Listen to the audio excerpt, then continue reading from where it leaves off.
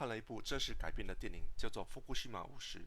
有些人就问，为什么一定要叫消防车来浇水呢？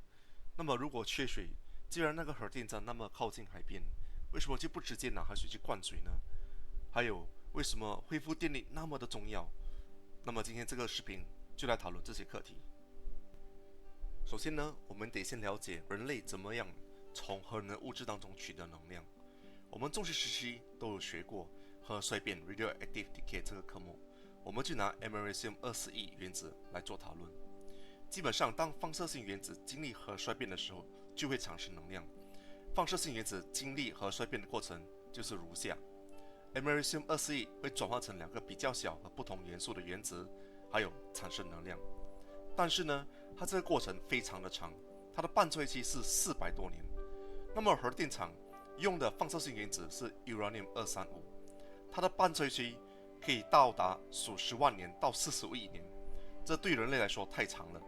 人类没有办法单单靠核衰变的方法来取得有用的能量，所以科学家们就想尽办法来加速这个过程，如何更有效的来取得放射性物质的能量。这个办法就是让一个中子和 Uranium-235发生碰撞。当它们碰撞的时候， Uranium-235就会经历裂变反应 （Nuclear Fission Reaction）。中子加 Uranium-235就转换成两个比较小不同元素的原子，还有3个中子。然后这3个中子又会和另外3个 Uranium-235发生碰撞，然后发生裂变反应。这些持续性的碰撞和裂变反应的过程，就形成所谓的连锁反应。这些连锁反应所产生的巨大能量，就能被人类所使用。这些巨大的能量就转换成热能。好，过后，那我们就来看核电站的大概结构示意图。它主要的组成部分是 reactor pressure vessel， 所有放射性物质 Uranium-235的燃料都放在这里。所有 Uranium-235物质都放在长长的金属棒的容器里头。那么这些金属棒一条一条并排放着，金属棒之间是留有一些空间，是让 control rod， 就是它们之间2条黑色的长线来控制连锁反应所发生的速度，来进行调节。Main turbine 主涡轮 ，AC generator 交流发电机，它是和主涡轮连着的。当主涡轮转动的时候，它就会发生生产电流。它的原理就是我们中学时期所学过的 electromagnetic induction 电磁感应，这里我就不展开来讨论了。Condenser 冷凝器，它主要的功能就是把蒸汽进行冷却。当蒸汽冷却了过后，就会转变成水，液态状态。这个红色圆圈代表着 primary circuit， 这些浅蓝色是淡水，这些淡水是直接碰触到放射性物质，这些淡水是绝不能泄露出外面来的。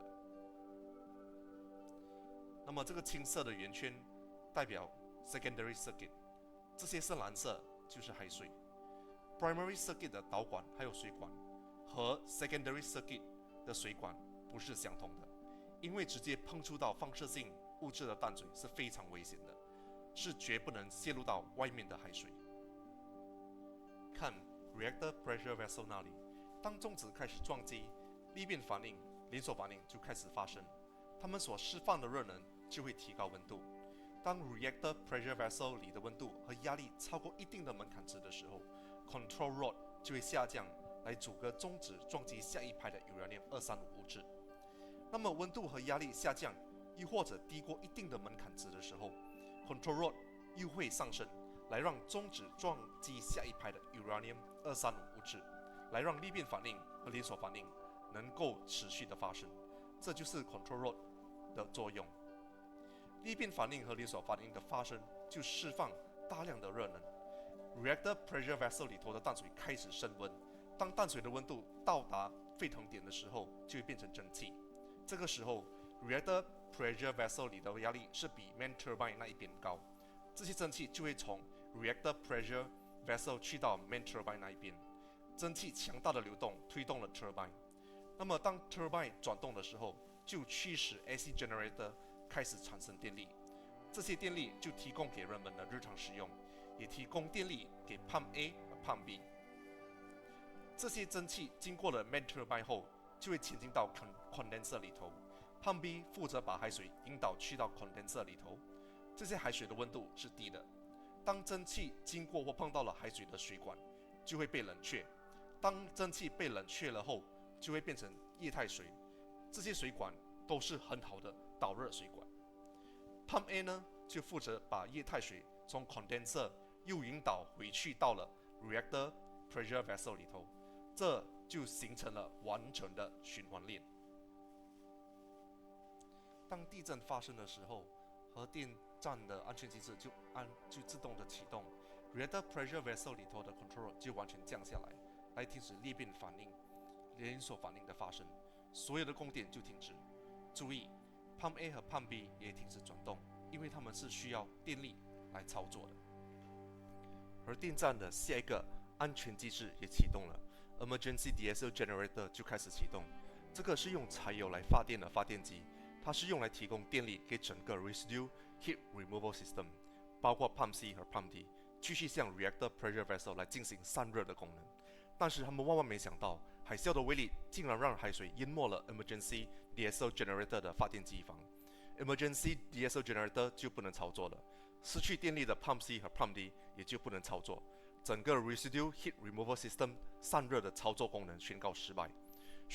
所以当电影里头有一幕喊说 SBO Station Blackout， 那些员工们就开始极度的紧张，知道事情极度的不妙，然后就叫来了救火车，赶到了核电站，来插上水管，直接向 Reactor Pressure Vessel 来进行灌水。但是当救火车里的水一完，救火车就需要离开 Reactor Pressure Vessel 再去补充水源。根据 TEPCO 核电站公司的报告，这一来一往有时长达1个小时。当淡水用完了以后，他们决定用海水来灌水。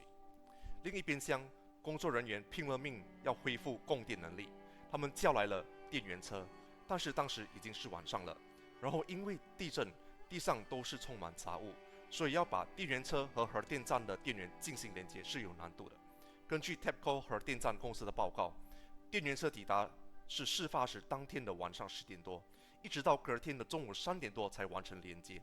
那个连接电源车和核电站用的电缆重达5吨，但是就在这个时候 ，Reactor Pressure Vessel 里头的温度已经过热，造成了核熔毁，也包括容器也相应的溶解。再随着高温，水和溶解物就产生了化学反应，产生了氢气。于是 Reactor Pressure Vessel 里头的就开始大量的聚集氢气。就在下午3点36分 ，Unit 1就发生了严重的爆炸事件。好了，听到这里，我们就明白了恢复电力的重要性，因为核电站里重要的散热功能系统都需要电力来操作。没有了电力，就没办法向 Reactor Pressure Vessel 进行散热的功能，高温度就会导致核熔毁和一系列的灾难事件的发生。那电影里头有一幕，一个高层人员命令核电站的主管停止使用海水来进行灌水，那个主管就问为什么不可以，那个高层人员就回答一大堆乱七八糟的理由，那个主管就笑说什么东东啊，不知道这是不是电影剧情的效果，其实在现实工作中都会有外行人教内行人的事件发生。其实呢，为什么我们不能够用海水来进行灌水呢？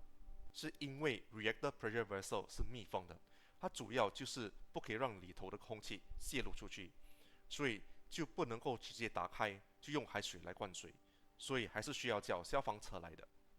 另外一个不能用海水来灌水的正确理由是 Reactor Pressure Vessel 的零件如果碰到海水就整个报销了，所以刚开始的时候，消防车都是尽量先用淡水来灌水。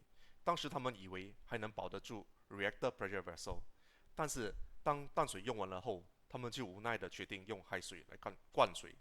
他们就知道整个 Reactor Pressure Vessel 就完了，寿终正寝 ，Sayonara。好了，我的影片就到此为止，谢谢观赏。如果你喜欢我的这个视频，请按赞、分享，然后 subscribe 我的频道。